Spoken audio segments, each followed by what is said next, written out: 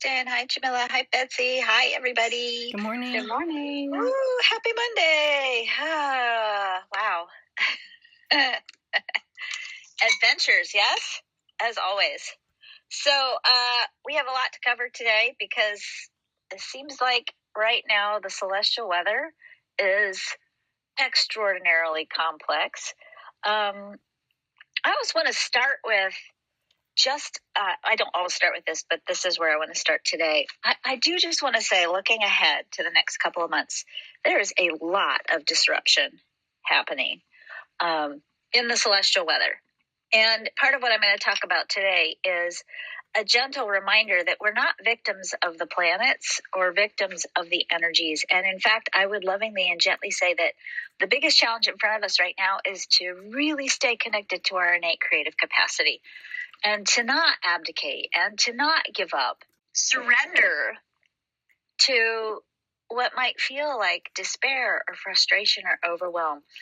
It's really interesting. We've been in a long haul of, disruption, and it's not going to end at least until 2025, probably a little bit beyond. And, we're still like not even really in the middle of it. And that's not meant to be discouraging. That's meant to remind you that, endurance strengthens.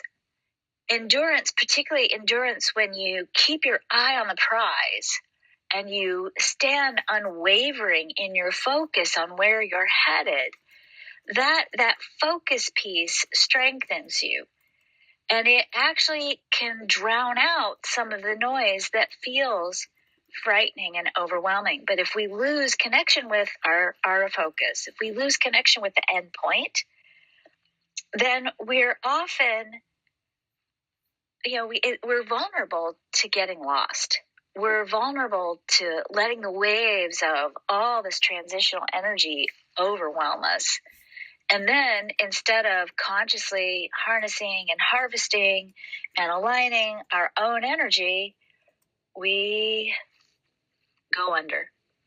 And then we get stuck and quagmired in the waves, and we forget that we're not the waves, we are the ocean. And these waves are just symptoms of transmutation, of transformation, of evolution, of revolution. And we have to simply get on top of the wave and not let it pull us under and ride it out. And of course, the way you ride it out, any of you who are either surfers or sailors, you ride it out by keeping your sight on the shore. So just a really important reminder, because I definitely have heard a lot of conversations about quitting and a lot of conversations about feeling like we're losing the battle, and we're not. The end result is inevitable. And this is the piece I really want you to focus on. We are going to evolve. We are going to emerge into a world that is rooted in abundance and sustainability and peace and equitability and justice. If you trust the celestial weather and you look ahead, that's the promise of what's ahead.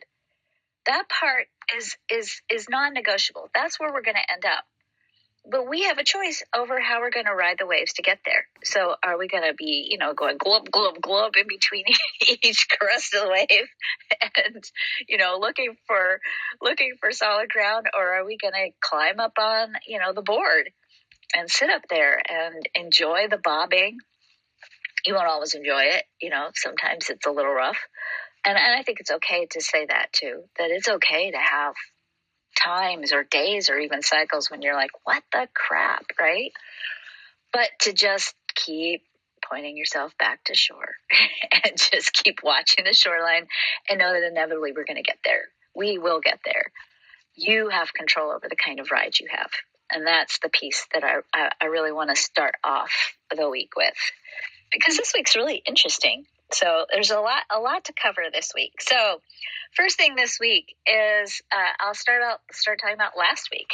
So last week marked the festival of Michaelmas, which my daughter goes to a Waldorf school, and all my kids went to Waldorf schools. So every autumn they have a big Michaelmas festival, and in the traditional Waldorf school community, it's a festival dedicated to the beginning of autumn.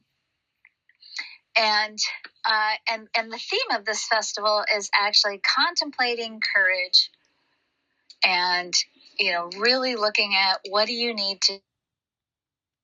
I get in trouble for this because we have really big dragon lovers in our house. So I don't want to say slay your dragons, but how you can come into alignment with your inner dragons.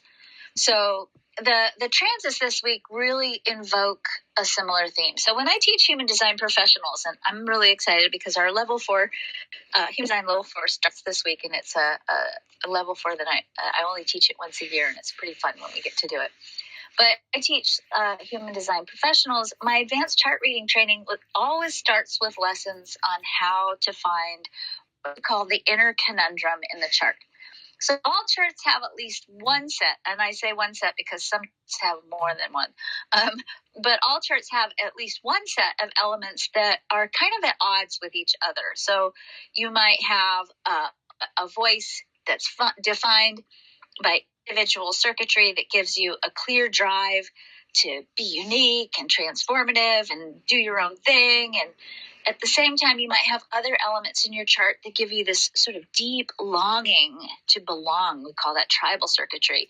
And that combination of energies between individual circuitry and tribal energy gives you a soul curriculum, a life story, where part of your challenge is to learn to love and value yourself, even if you feel like you're a little strange or you don't fit in. So every chart has these conundrums in it.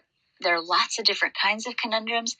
And, the main point that I'm really wanting to make here is that we're each going to do, or we're each designed to do, inner combat, if you will, with our own selves. And really, if you spend any time on this planet and hung out with your own inner voice, you know that 90% of the challenge in front of you is usually your own voice inside your head, right? So mastering these inner conundrums is actually catalytic. When we really get a handle on how to bridge between these two different facets of our personality, they become catalytic to our maturity. They actually deepen our connection to our purpose and really help illuminate more clearly what we're here to share with the world. So, all right, before I get going further, I just want to remind you all, if you go to my webpage, KarenCurryParker.club, on that page, there is a written version of today's report, so you can download that there.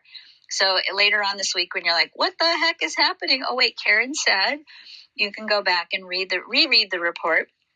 There's also, you also will have access to the weekly evolution transit video, and all kinds of other links and goodies on there for you to explore. So just want to remind you that as we go through this, especially because there's a lot of really specific things for you to look at this week. I've got a couple of different contemplations for you related to some gates.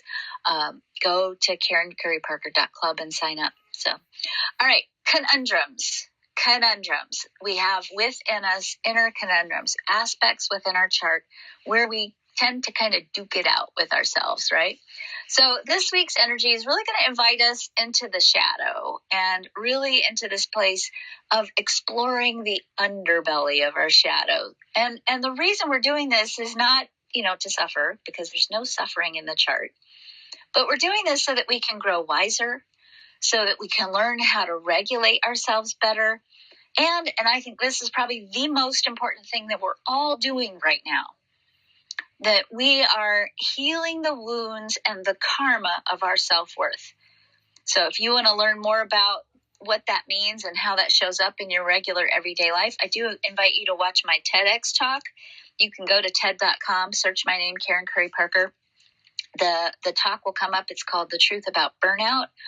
And really, what we see, and certainly what I see in my coaching practice and what I've seen in my research, is that if you're disconnected from your value, if you lose connection with who you are, and if you lose connection with that unique, vital, and irreplaceable role that only you can play in the world, then the body and your spirit literally experiences that as a trauma, not a macro trauma, not a life-threatening, kind of, violent trauma, but the spirit of the essence of who you are integrates that experience very similarly to a macro trauma. So we call this a micro trauma.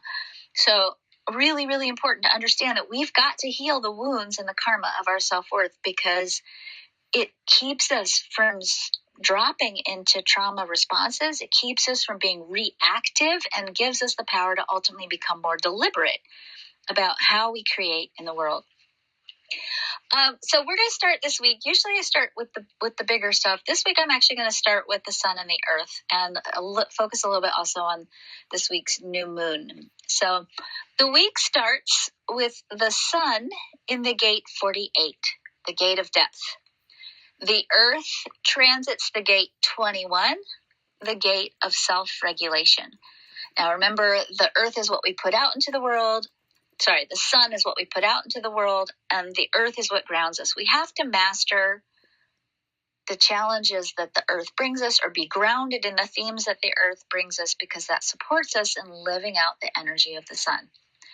The sun moves to the gate 57, the gate of instinct, on Friday, and the earth on Friday also moves into the gate 51, the gate of initiation. So the sun and the earth always move together in pairs of energies that are opposite each other on the human design mandala. So if you've never seen a human design mandala, it's, all of the gates are organized not in numerical order. They're organized in I Ching order. Okay. And if you look at this mandala, it's a circle. The sun and the earth are always opposite each other on the mandala. So as the sun moves, and it moves about every 6 days, and it goes through all 64 gates over the course of 365 days. As it moves, it clicks around the mandala, and the earth moves along with it. And there's these set matched pairs that often show up together, not just in the incarnation crosses. They always show up together in the incarnation crosses, but sometimes they also show up in other places in the chart too, like sometimes in the nodes.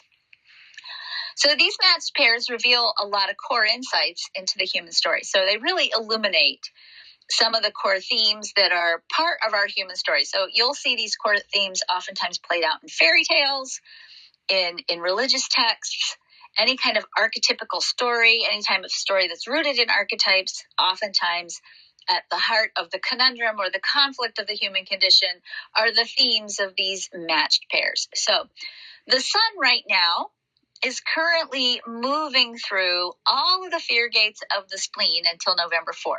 Okay, so if you have felt like a little cranked up with your anxiety, if you have felt a little bit like, what is happening?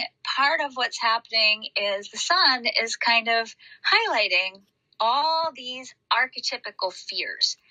Now, the movement of the sun with this highlight is really giving us a chance to look at the role that fear and courage, and we have to talk about courage, which is, the mastery of fear, in either holding us back or spurring us forward, right? So we're either going to experience fear, get locked down in paralysis, and fail to do whatever it is that we want to do, or we're going to figure out how to tap into the courage, push through that, that pulse that the spleen is giving us, and ultimately move forward with action. In the higher expression, these gates are going to give us important details that help us align with divine and right timing. So all of the gates of the spleen are instinctual. They give us pulses and intuitive hits and let us know what we have to do to be ready for whatever's next. Okay? The energy of the earth, as I said, always tells us what we need to be grounded. So we have to be grounded because whatever grounds us ignites the action themes of the sun. So in the combination of the gates for this week, we see that the sun highlights a fear gate in the spleen, and the earth is highlighting a gate in the will center. So we have this grounding energy that's happening in the will center, and we have this solar energy that's highlighting the spleen. So this is a really interesting and powerful combination, because what it's revealing to us is that to master or overcome our fear, or to align with our courage, we really have to tackle whatever is being highlighted in the will center. So we're going to look at these matched pairs for a little bit today, because I want you to really get this, that for you to really overcome fear, that's the spleen, you also really have to be able to connect with your right place and your value in the world. So we'll start with the sun in the gate 48, which is where, of course, the sun starts this week. The gate 48 in its shadow can give us the experience of perceiving ourselves as being inadequate. So if you have a gate 48, the sun defining the gate 48, or if you have the gate 48 in your chart, we're all going to experience it this week. There is the potential for us to think, oh, I'm not ready. I don't know enough. I haven't trained enough. I don't have enough experience. There's no way I'm going to be able to do this. I'm inadequate. The challenge that this gate 48 gives us is the challenge to allow ourselves to trust, and you're going to hear this theme a lot today, that you'll know what you need to know when you need to know it, and to not let the fear of not knowing stop you from creating, and to not let not knowing hold you back. Okay, so we are moving into trusting that we're gonna know. And really the reality is, especially if you have this gate defined in your chart, those of you who, when you look at your chart, this gate comes off the top left-hand side of the spleen center. And again, all the images for this transit report are on the KarenCurryParker.club page. So this gate 48, if you have this defined in your chart, I would lay money on the fact that you are way more prepared than you realize. I've never met an unprepared gate 48. Usually you've gone way into the depths and the deep depths of the knowingness and the wisdom. You've done your homework times a billion, and you're totally ready, but you have a tendency sometimes to tell yourself you're not, so you take more classes and trainings. Don't do that anymore, okay? So the unbalanced expression of the gate 48 is paralysis and inadequacy. To be afraid to try something new or to go beyond your comfort zone because you think you don't know or that you think you're not ready. The mastery of this gate, the highest expression, is the wisdom to explore and learn the depth of knowledge necessary to create a strong foundation for action and mastery. You are cultivating the self-trust to have faith in your ability to know how to know. So you don't have to know, but you have to know how to know, and to trust your connection to source as the true source of your knowledge. So just some things for you to contemplate here. How do you trust your own knowing? Do you know what you need to do to deepen your self-trust? Do you have some kind of a practice that keeps you connected to the wisdom of source? And how do you deepen your connection to source? Now, here's part of the code, if you will, for how to overcome some of the fear of inadequacy. And that code is actually contained in the Earth Gate. So the Earth, highlighting Gate 21, the gate of self-regulation, is informing us that to master our fear of inadequacy, we have to regulate our inner and outer environment. Okay, so we have to monitor our self-talk.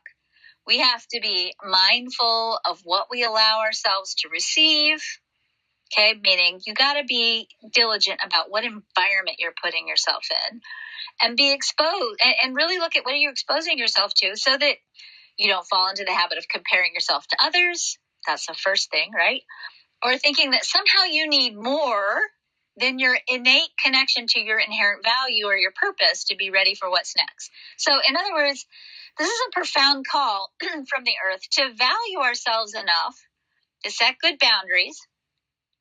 And here's what's so interesting about this gate. This gate connects to electromagnetically the gate 45, which is the gate of the king or the queen in traditional human design. So this gate 21 says, we have to value ourselves and create an environment that sustains ourselves in such a way that you are treating ourselves like the kings and queens that we are.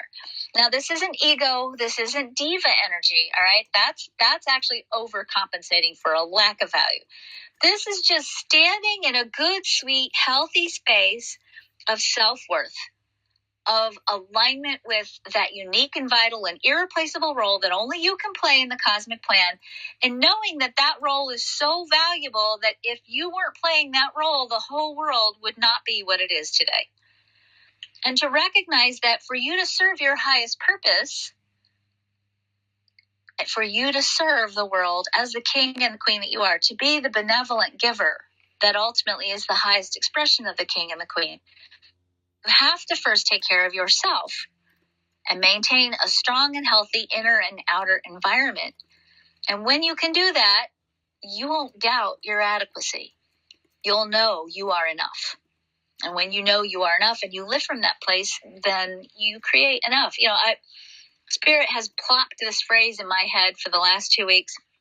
And forgive me for getting a little religious here, but I didn't put this phrase in my head. Sometimes Spirit puts interesting things in my head. But there's a phrase, I think it comes from the Bible, that says, to those who have, more is given, right?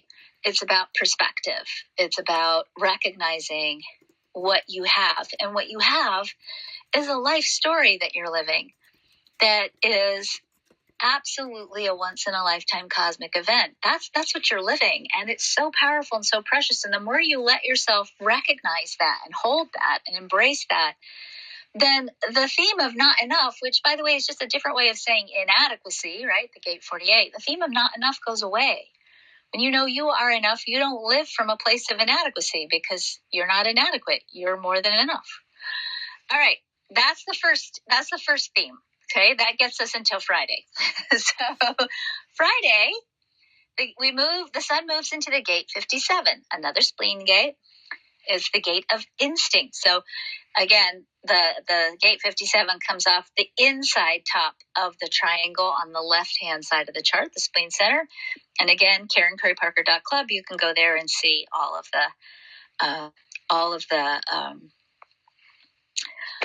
the images, so you'll know on your chart where to find this. So the gate 57 is the most psychic gate in the chart. It's the gate of instinct, and it invites us to transform our fear of the future into a call for readiness so that we are prepared for what's next. Okay, so the gate 57 gives us this intuitive pulse that lets us know what we need to do to be ready for the next thing, right? So the challenge of this gate is to learn to trust your own insights and gut. Hopefully you're hearing a theme here. There's a theme of self-trust here, right? And to learn to tell the difference between an instinctive response versus a fear of the future. So you're really, you're going to get these instincts and impulses. And oftentimes what happens is we get these impulses and we're like, right? And we get afraid instead of going, oh, this is cool. The next right step is being revealed to me. We start thinking 400 steps beyond the next right step. And then we're like, well, how am I going to do? What am I going to use? And then we get stuck, right? We get so afraid of the future. This is the unbalanced expression, that we get paralyzed, right? And we don't trust ourselves. We don't trust our own instinct. And we don't know, we lose connection with knowing what needs to be done to prepare for the future, and we fail to act on it. So the mastery of this gate 57, the solar theme, which will carry us into next week, is the ability to sense when it's the right time to act, to intuitively know what needs to be made ready to be prepared for the future and to follow through on it. So again, a very similar theme to this gate 48, right? How do we move into this sense of knowing that these pulses are showing us what's the next right step? And all we have to do is follow the next right step, not to be panicking about it, not to be fearful of it, not to get, not to start wondering, why is Spirit telling me to buy more toilet paper, right? So to just do what you're commanded to do by that instinct, that intuition, that voice in your head that's giving you cues and clues about what's right, what's next, and to not let it frighten you. So, the contemplation here, the thing to think about this week is, especially at the end of the week, is how much do you trust your intuition? Do you have a good, solid connection to your intuition? What does your intuition feel like to you? And sometimes the best way to figure that out is to do a retrospective analysis and, really just check in, what, in hindsight, those times when you got like that intuitive hit and you were like, nah, I don't know, and you doubted it. What was that like? What did that feel like? And what about those times when you're like, yeah, this, when you got that intuitive hit and you went, okay, I'm going to follow this. I don't know why I'm supposed to do this, but I just know that I am. And what was that like when you follow those intuitive hits? Hindsight's a great teacher on intuition. And frankly, because we're so deeply entrained towards logic and reasoning, we have a tendency to discount our intuition. And really what the sun is asking us to do is to cultivate a deeper sense of self-trust. How do we get more connected to our inner wisdom? So here's how. Here's part of how anyway. Part of the code, part of the answer to that question lies in the position of the earth. Remember, we've got this matched pair. This 57 travels with the 51, part of the incarnation cross of penetration. Right? So with the sun in the gate 57, the earth then highlights the gate 51, the gate of initiation. And this reminds us that we are deeply connected to source. Even if you think you're not, you are. But to activate that connection consciously and to move into trust that we'll know what we need to know when we need to know it, we have to surrender, or it's very dramatic, but the gate 51 can be very dramatic. I always like to say we have to die to our ego, right? Which means we have to die to that whole narrative that says I'm not enough, because ego, in the way that we define it societally, is really people overcompensating for their own inner lack of enoughness, right? So they think they're not enough, so they have to come back twice as hard and seem twice as big as they really are. And then we're all like, oh, there's no room for me in this room because there's Mr. Ego in here. And that's not healthy ego. You have a healthy ego. You are an individuated aspect of the divine. You are occupying a unique story, but within that story, you are bringing your entirety of your right place in the cosmic plan. And when you live with that and you serve from that, that's the role that your ego plays. You are part of the ocean, right? But you're also the surfer on the waves. And your role right now is to be the surfer on the waves, knowing that you and the ocean are actually all one. That's the way holograms work. The bottom line here is the gate 51 is saying we have to heal the karma of our self-worth. Same theme, right, as the gate 21. But the gate 51 says to do that, that means we have to really know that we are designed as parts of a cosmic plan. Our human design actually shows us how we are supposed to let life's intelligence flow through us. So your design shows you the mechanics of how you interface with the divine in order to receive this intelligence. So you don't have to figure out how to do it. You don't have to get all complicated. And this is not, you all can do this in whatever way feels good and right and aligned. So please don't take this any other way than me saying it this way. There are billions of paths to the divine, and you have your own very unique path. And for many of you, that might be Tantra, or it might mean going to church on Sunday, or it might mean, going to a mosque or going to a synagogue. It might mean meditation. It might mean walks on the beach. It might mean hanging out with your dog and your kids. It might mean crystals. It might mean all of the above and then some. What does matter, though, is that you yourself are designed to have your unique interface with this intelligence. And when you surrender with awareness that you are an infinitely perfect part of this cosmic plan, this divine plan, and that you are each unique, vital, and irreplaceable parts of that plan, meaning if you go away, the plan isn't the same anymore, then we naturally align with the future and the role we play in creating it. So, in other words, the gate 51 says, you want to trust your intuition? You want to really hear this divine innate wisdom that's constantly bombarding you and flowing from you? Then you have to recognize that you are so valuable, that your place in the world is so important, that the world is what it is today because of you. And because of that value piece, you recognize that, because I'm so valuable, I'm totally worthy of getting access to all of this intelligence, right? Think about it. I'm going to try to construct a really bad analogy. I'm going to use politics, but this is not political. So let's say you're the president of the United States. We would consider that to be, a valuable role in the world, right? In theory, right? So here comes the president. The president goes about in the world. He gets intelligent briefings, or if we had a woman president, she would get intelligent briefings, right? Because the role that person plays is so important. We need to all be gathering all this intelligence to make sure that they know everything they need to know to best lead. The same is true for you. You're just like the president of your own life, right? And you have your own Secret Service, CIA, FBI, intelligence team, but they're inside of you in your head usually, and showing up externally sometimes as signs or cues or serendipitous contacts. You have your own intelligence team telling you, go here, go there, go here. Oh, don't go there. Don't go over here. Do this, do that. Because you are the leader of your life, and you are the leader of this really important part of the cosmic plan.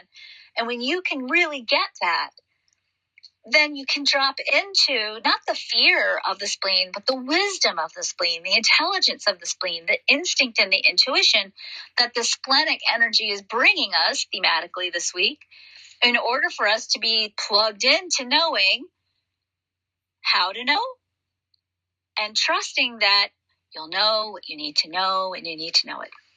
So, in summary, this is Sun in our summary. This week, we are invited to heal our karma around our self-worth and to step into living from our understanding of our unique role in the world and our inherent value. When we do this, we dial into information and we dial into the messages we need to be ready for whatever is next for us. So, all right. That's phase 1 of this week's report. Now we have to go into phase 2 of this week's report. You ready? Okay. So I've been thinking a lot about this. And I've been thinking about this because I've gotten a little bit frustrated in the last couple of weeks with a lot of energy that feels like quitting to me. And I'm going to lovingly and gently say, if one more person tells me, well, this isn't working because of COVID, I'm going to scream. Okay. I mean, I'm not saying that things have not been disrupted. They totally have.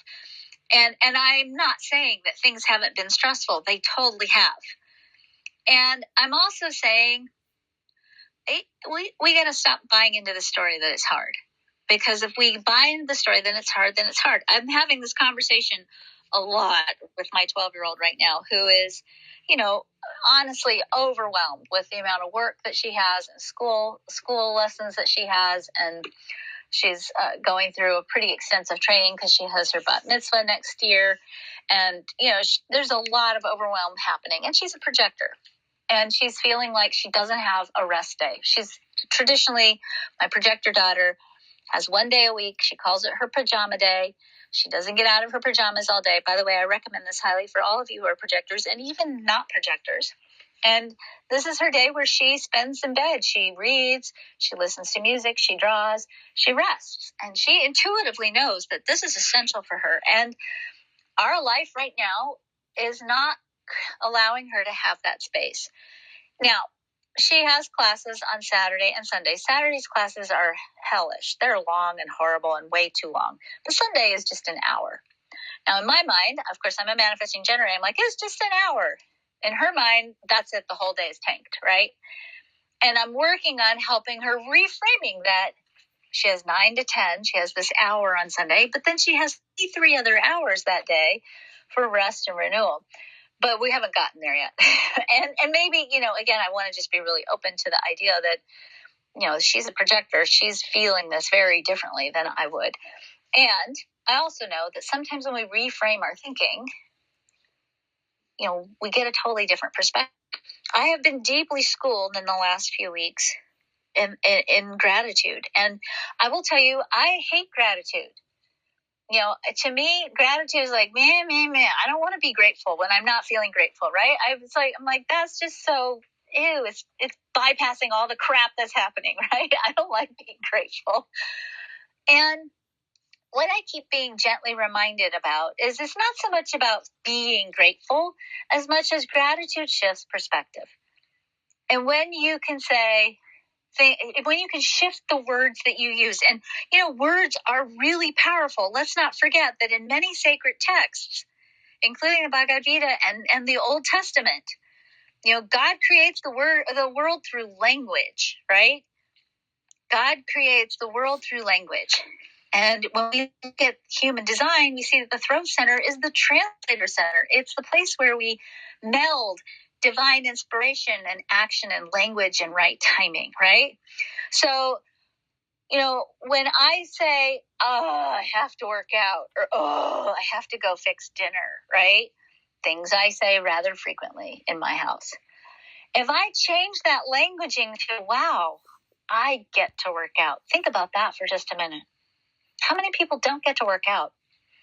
I mean, what a ridiculous luxury that is, right? I have such an abundant lifestyle that I have to go schedule extra time to move my body, because if I wanted to, I could sit around on my behind all day long, right? Not a lot of people on this planet have that luxury. That's a weird luxury. And not only that, my luxury is on a really expensive bike with a computer screen that doesn't go anywhere.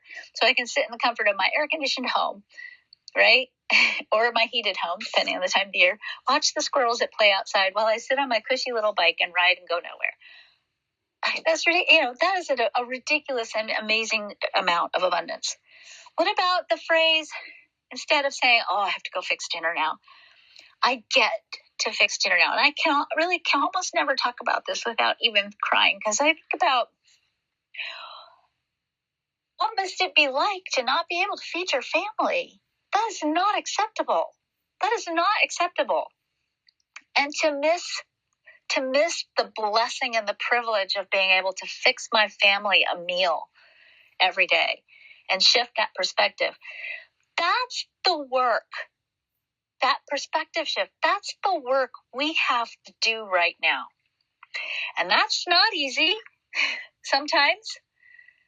But if we forget to do this part, particularly those of us who are privileged right now, if we can't hold this space, this energy bubble, this prayer field of gracious abundance, and keep adding to it and building it, because here's the thing, when we live in this prayer field of gratitude and abundance, this prayer field is contagious, because it's a high frequency, high vibrational prayer field.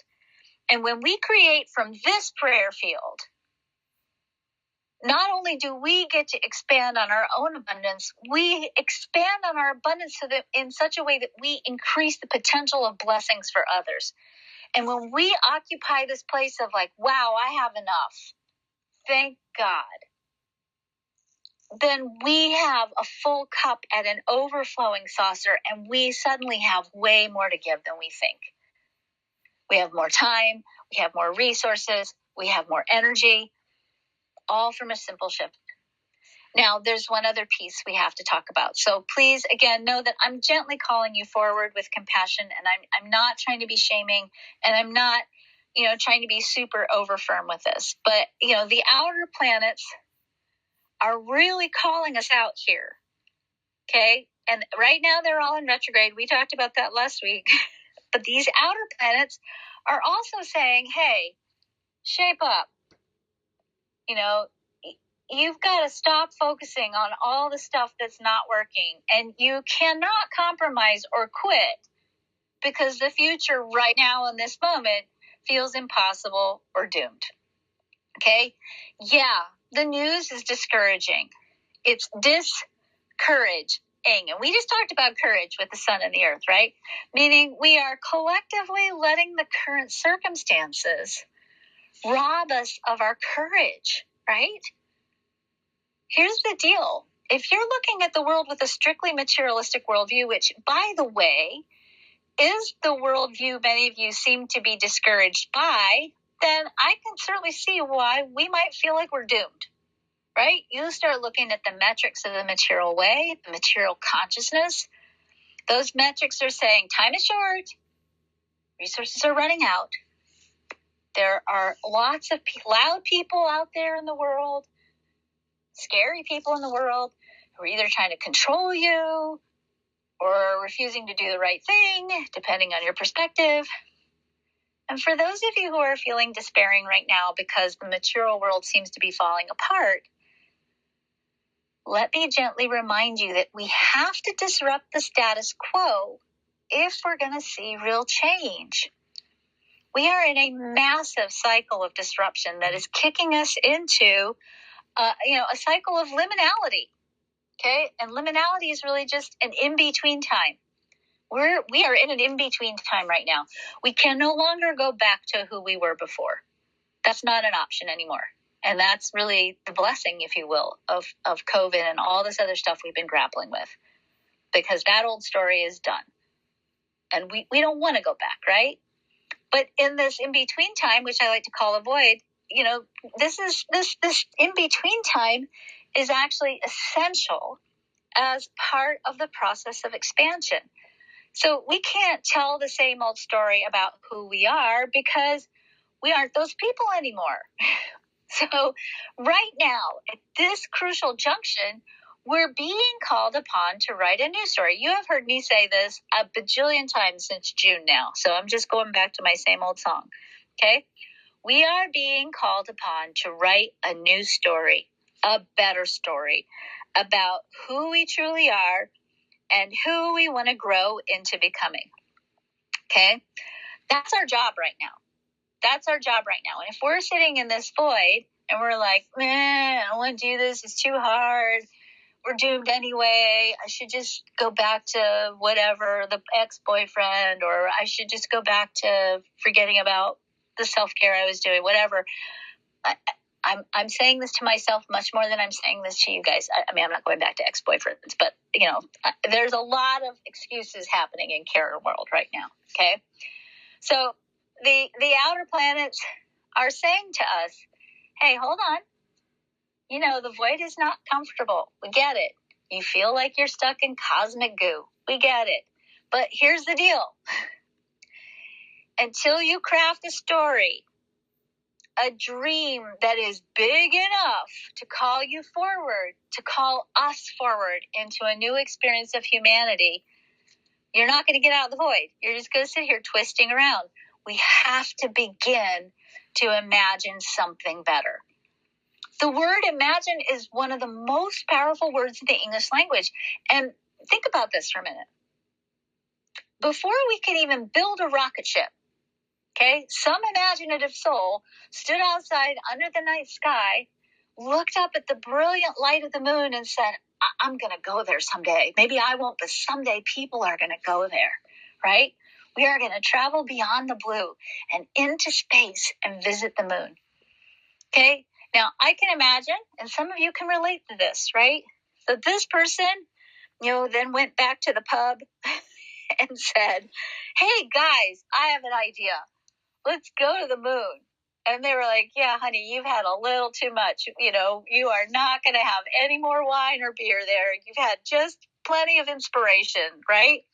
And yet, in spite of the ridicule, in spite of the disbelief, and maybe even in spite of generations of time, this vision actually came to fruition, right? On July 20, 1969, the first human walked on the moon, forever changing what we think is possible.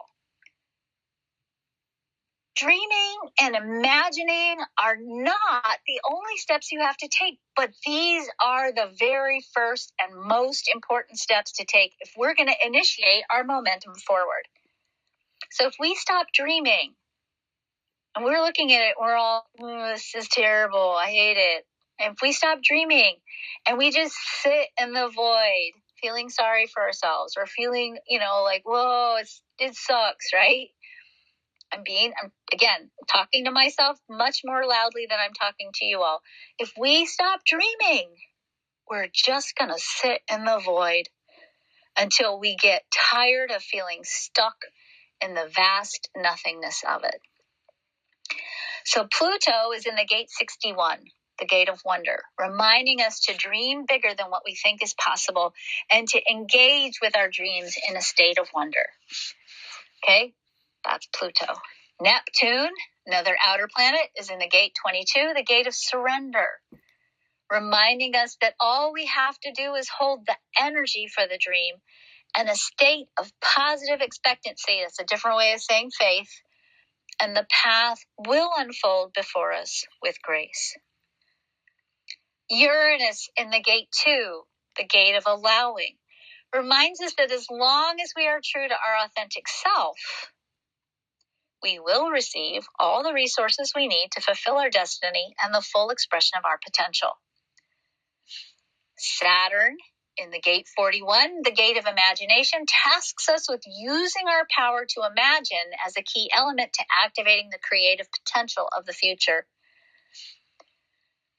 Jupiter in the gate 49, the gate of the catalyst, promises to bring us a true revolution of abundance if we simply begin the process of letting ourselves begin to dream it into being.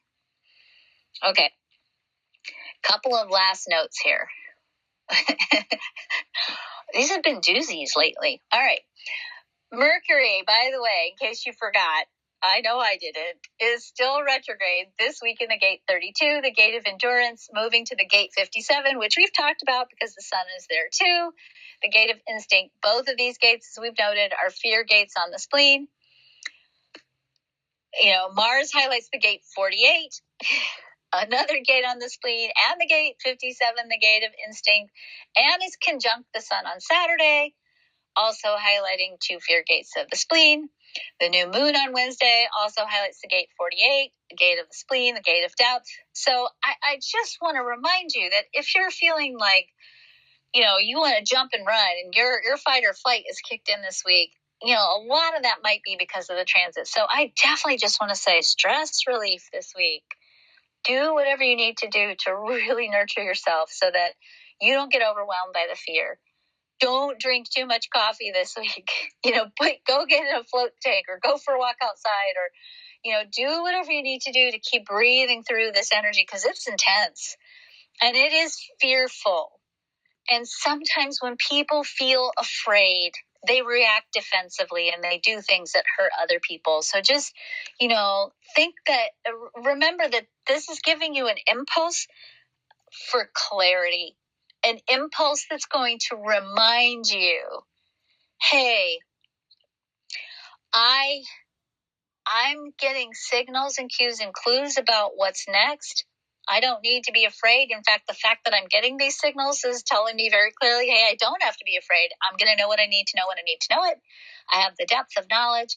I know how to know how to know. I have a deep connection with Source. I take care of myself. I know my right place in the world. I know that I'm here for a reason. I'm deeply connected to Source. I know I'm valuable. I know I'm precious.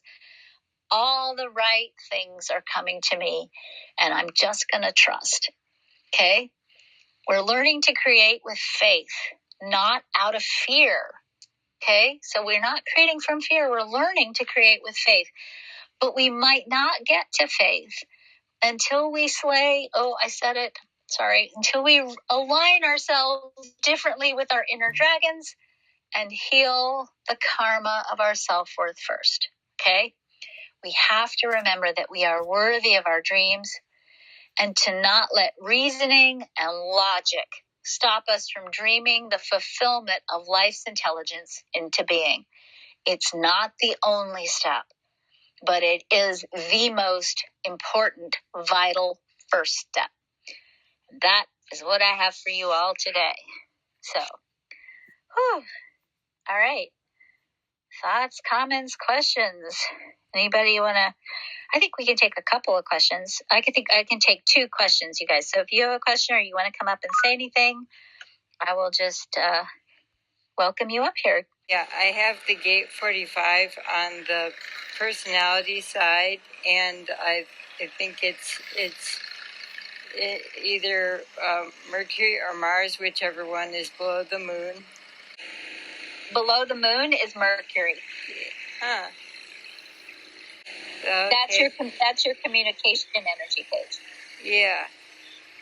In that case, that's the Queen Gate, yes? Yes, it is. That is the Queen Gate. So you are here to teach. That's actually a teaching gate, and part of your communication energy is about teaching. Mm-hmm. Then that goes well with the integrity and the storytelling. Totally. You're on the right path, Paige. I know you are, and you're working it. You're really working it. Thank you. Katerina, hop out. Hello, Karen. And just a quick shout to Betsy. We've emailed last week. I just wanted to actually say hello because you were great, and I really appreciate everything all of you are doing. My question was, you mentioned earlier that in your chart you can find the way that you connect to source. How do you find that? Well, I would say that every part of your chart's going to tell you how you connect to source. I would start first by looking at your type. So what's your type, Katerina? Projector. So you connect to source by, again, most importantly for you as a projector, deeply healing anything you have around self-karma. For a projector, part of that is also healing any of the old narratives that we have around the relationship between your value and work or your value and money. So that means that part of your life path is learning to trust that you're fully supported, even if you're quote unquote not working, that you deserve to be supported and because you exist, and that when you take care of yourself and nurture yourself and love yourself as that unique and vital, irreplaceable part of the cosmic planet that you are, you will be given everything that you need, including the time to rest if necessary. And your spiritual job, if you will, is learning to trust that process. Does that make sense to you? Yeah, that makes so much sense. I feel like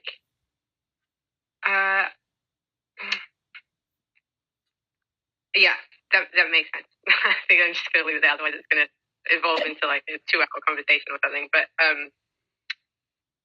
yeah, and I also just wanted to quickly say, actually, just kind of another appreciation is I feel like my whole experience of you and your team is very serendipitous. I don't tune in very often, but like when I do, I feel like I hear exactly what I need to hear, or it just like activate something in me. And when you were talking before about using imagination and all these things, in some ways it's like a narrative of hope, right? Or the collective, in terms of not giving up hope, in terms of like just not giving up in the world.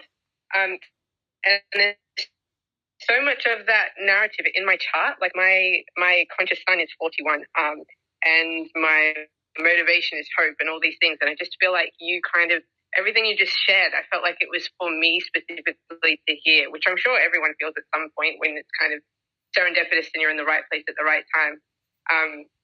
But it moved me that I started crying because I was like, oh my God, this is like something within me has just been activated or triggered. So this part isn't a question, it's more just an appreciation for you sharing what you do, when you do, how you do, in the way that you do, and just so much gratitude for you and your team. So thank you. Thank you so much, Katerina. That I so appreciate the feedback because we do our best. I mean, I think I am very, very blessed to have an incredible team. Cindy's not up here, but we have a very, very powerful team of leaders, teachers, people who every day hold a vision for how we can best serve the world. And it's been, a big honor to really serve the world along with all of these people. So thank you. Carrie, hop out. Good morning. Hi, Carrie. Hi. Ditto on everything that was just said about you and your team and all the rest of that stuff. You guys just knock my socks off all the time. So with the 21, I have the 45 defined in both black and red, rather than choosing words, in Uranus in both of those. And as you may remember, I'm a projector who is in a stage of really building all the background up to be ready for when I'm finally recognized and invited. And I'm trying not to market very much, etc. So how can I best take advantage of these next 5 days with the 2145 activated because of the 21 in the Earth in 21? Does that make sense? It totally makes sense. So what that's going to do is it's going to give you a flavor of willpower. You won't have willpower, but you'll have the flavor of it. So you might more energy to get stuff done, but it's going to be different on how it impacts different people's charts, because the centers have different themes, and it also kind of depends on where you're at. The other thing you might find is that with that defined will energy, it might activate any kind of need for rest, because the will center, when it's defined, works to rest. And sometimes when you get definition by the transits that you don't normally have in your chart, it'll also reveal those places where you have learning to do around the theme of that center. So certainly I would say the theme that's up for you this week is healing the karma of your self-worth, really looking at whether you're valuing yourself enough to really pace yourself, take care of yourself, nurture yourself, rest yourself, as well as doing the work that you need to do to fulfill your value and not your value, but to fulfill your purpose and your mission. Does that make sense, Karen? It does. And by the way, my will is defined. I'm one of those high energy projectors. That's right. I remember. I know that. So then for nothing you, in this about financial at all because of the money channel being lit up. Well, I don't necessarily think of this channel as a money channel. That's what traditional human design defines it as. To me, this channel is about sharing resources, and that's not always money. Sometimes that's teaching. Sometimes that's healing. Sometimes that's sharing your property. Sometimes that's it can have a lot of different ways that of giving to the world that's not just about money. So I think money is just one tiny aspect of this channel. I mean, this is a channel that has at its heart the whole theme of how do we take resources that serve to transmute fear and pain into something of beauty and value? How do we make good, strong community agreements that sustain us, that allow us to cultivate and grow and strengthen our sustainability and our sustainable resources? And then how do we share them? And that's really the theme that's up for this week, for you especially. Okay, I got it. Thank you. You're welcome. You're welcome. All right, Kim, last question. Good morning, Kim. How are you?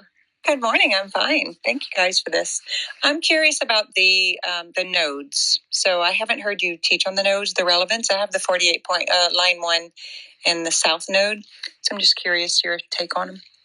I do talk a lot about the nodes. In fact, last week the week before, it was all about the nodes. So the nodes are kind of if you look at the chart as a story, is the nodes that set the plot outline.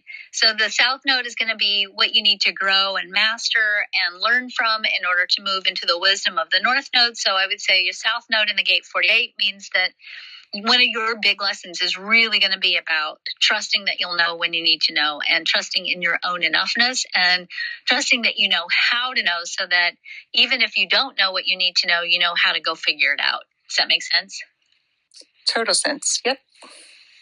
All right. Good.